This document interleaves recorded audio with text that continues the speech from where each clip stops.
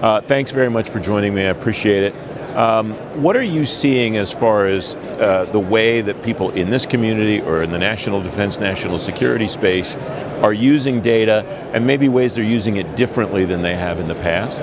Well, the number one different way this community uses data as opposed to the commercial sector or other areas of government is they need to control who has access to what data. And that's a direct reversal on number one or number two. Most people are trying to figure out what data do we have and how much is it and where is it. The community understands that pretty well, and they have massive amounts of it, structured and unstructured. Yeah. And so understanding who should have access to it is one of the things. And that's why some of our customers, we're in operation at 10 of the largest national labs, both unclassed as well as the high side levels. 2 of the 5 largest systems integrators use Denodo as a logical data platform, as well as the largest FFRDC. And the reason is precisely that. Who can access what data, that role-based access security. We can catalog it, much like Calibra does, but once we've done that, we can ensure only those people that need access to it have access. An example of this would be, again, the FFRDC uses us as a global platform, and in order to comply with Australian laws around data, only Australian citizens can see Australian data. So using Denodo, we can partition that out. Now, the applicability of that to, for instance, the Five Eyes, or within the community itself, to do so scale, securely, both structured and unstructured data is obvious. And that's one of the unique defining differences about the community and how they use data and what their technical needs are around it. Yeah, it's an interesting example because pretty much all of the uniformed personnel that I've talked to throughout the course of this show, one of the first things they bring up is the exchange of data with allies and partners, exactly in the vein that you just described. And so that's one of the things our customers are telling us, the ability to audit who has what access to what data, have they accessed it when, to be able to cut it off. Those are all valuable attributes in managing the data. The other interesting thing is, government is unique across government, particularly in this community, given the scale, the multi-cloud approach.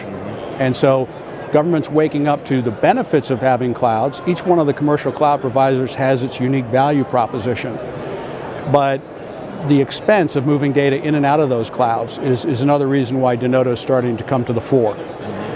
We allow customers to keep the data where they put it for the reasons that makes the most sense for them. AWS does a magnificent job shading the computing. A lot of the early stage AI applications come out of AWS. Google has great analytics. Microsoft Azure has done tremendous work getting up above IL5. A lot of people have their data here.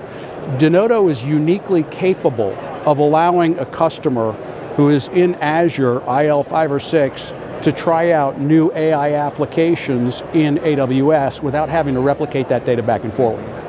And so that allows government to evaluate and adopt the AI applications they need, in this case, to prosecute an adversary or act in defense more quickly. And so, being able to do so, again, with structured and unstructured data in real time is a tremendous benefit to our customers. You've talked about some of the capabilities that people in this community have today and things that they're doing today. Where should their eyes be over the horizon? What should they be thinking about being capable of doing, or wanting to do at least, at some future point? Well, some of the technology that would enable full implementation of JADC2 is there now.